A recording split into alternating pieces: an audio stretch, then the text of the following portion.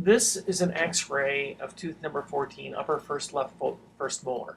You see the large silver filling that's there. This is a year later, and you can see on the distal of the molar that there's been some sort of breakdown.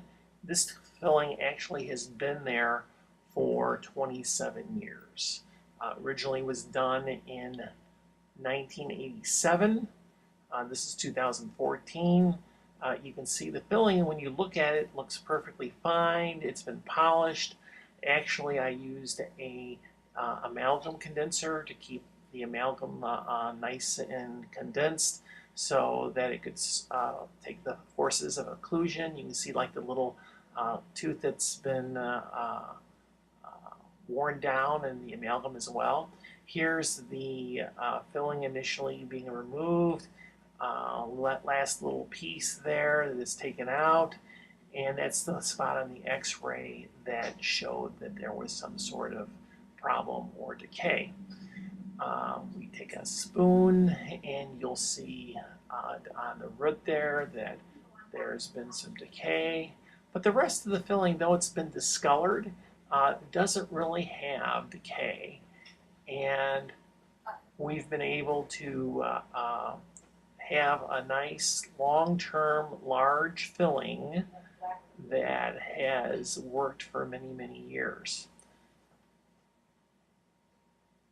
Still scraping some of the decay that's occurred right there on the root. A little bit of spread that we'll get out later with some instruments.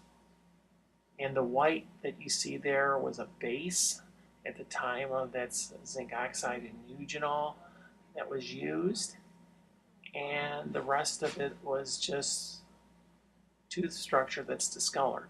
We go ahead and use a micro etcher to clean up the stain and remove the ZOE of the zinc oxide, and you can see a minor stress fracture there.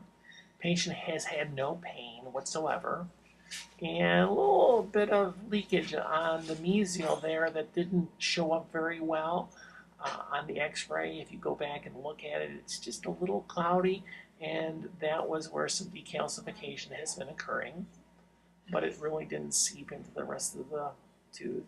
You can also see the stain that the microetcher didn't get, and a little bit of silver material, so we go back and clean that all up, remove the stain, and are in the process of getting it ready for the crown buildup.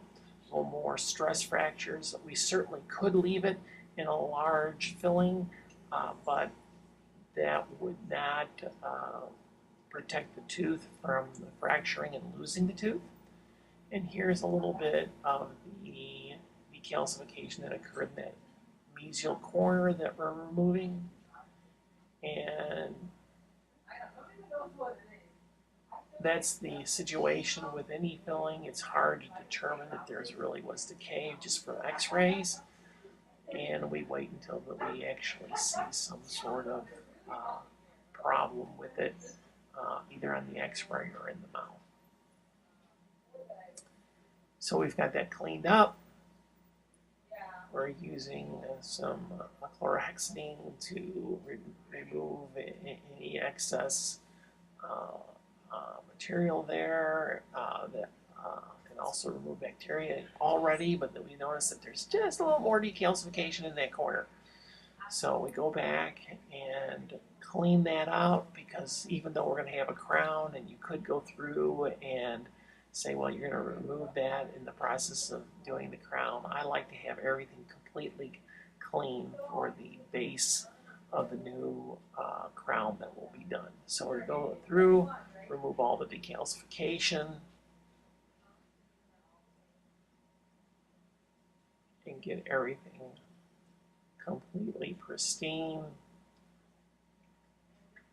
And we'll be putting in the tooth colored filling shortly.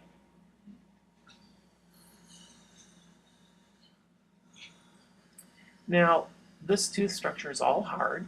It's been discolored. It's not unusual, especially for